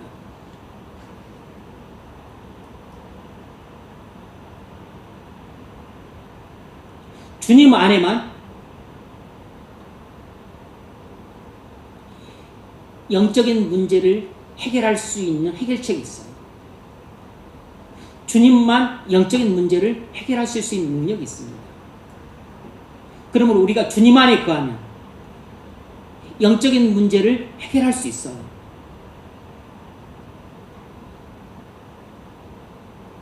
그 주님이 장차 재림하실 것이고 그때 우리는 주님과 함께 천국에서 영원히 살 것입니다.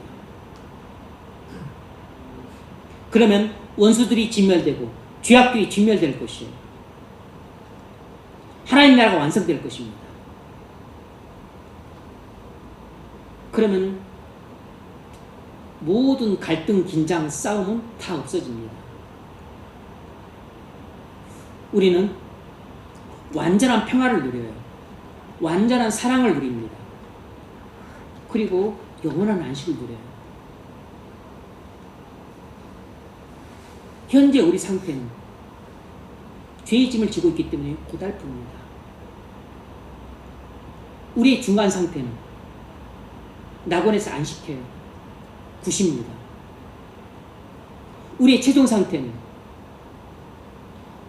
천국에서 영원한 안식을 합니다. 베스트예요.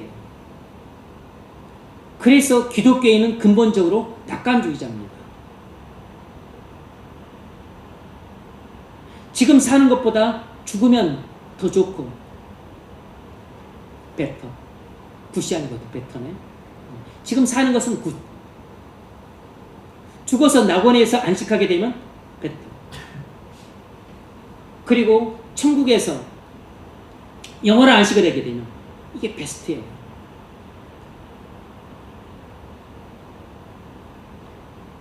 이것이 기독교 낙관주의예요. 이것이 그리스도인들의 낙관주의입니다. 왜냐하면 그리스도인은 죽음을 바라볼 때 소망이 있어요. 그리고 천국을 바라볼 때 더 큰 소망이 있습니다.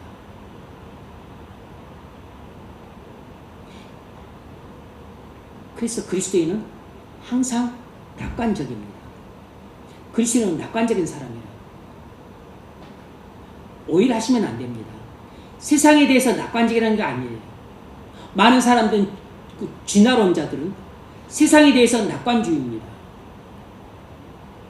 진화론적인 역사관을 갖고 있는 사람들, 과학기술 문명에 대해서 낙관적입니다.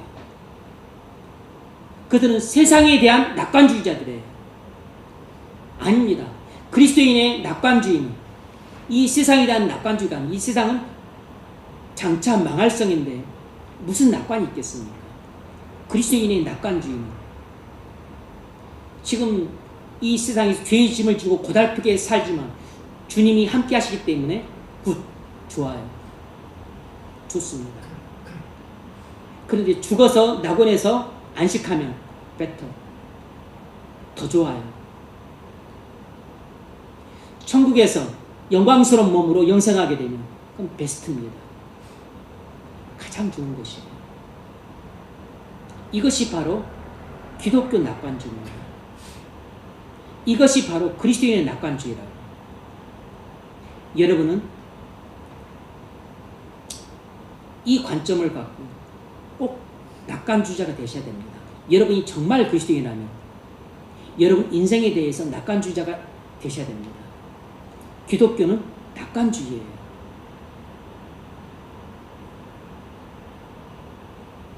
사는 것도 좋지만 죽으면 더 좋고, 그리고 영광을 얻게 되면 가장 좋은 것입니다.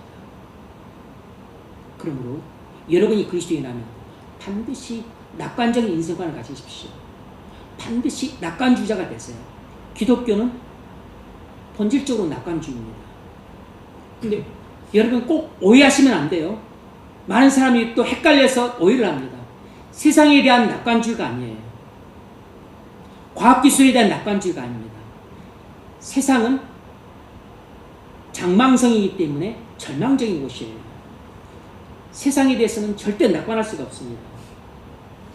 장차 망할 도성인데 뭘 낙관합니까? 세상에 대해서는 비관적이죠. 그리스도인은 세상에 대해서는 비관적이고, 그러나 천국에 대해서 낙관적이기 때문에 인생관 자체가 낙관주의인 것이에요. 그리스도인은 세상에 대해서는 비관적이고, 그리고 죽음과 천국에 대해서는 낙관적입니다. 그래서 그리스도인은 본질적으로 낙관주의자인 거예요. 여러분이 그리스도인이라면 반드시 낙관주의자가 되어서 낙관적인 인생관을 갖고 그리고 고달프지만 지금도 좋아요. 죽은 후에는 안식하니까 더 좋아요. 천국에 가서는 영원한 안식을 하니까 가장 좋습니다. 반드시 낙관적인 인생관을 갖고 살아가십시오. 낙관주의자가 되세요. 기독교는 낙관주의입니다. 여러분 인생이 아무리 힘들고 고달파도 지금보다 나중이 더 좋고 그리고 영원히 가장 좋아요. 낙관주의적인 인생관을 갖고 살아가시기를 주의 이름으로 축원합니다.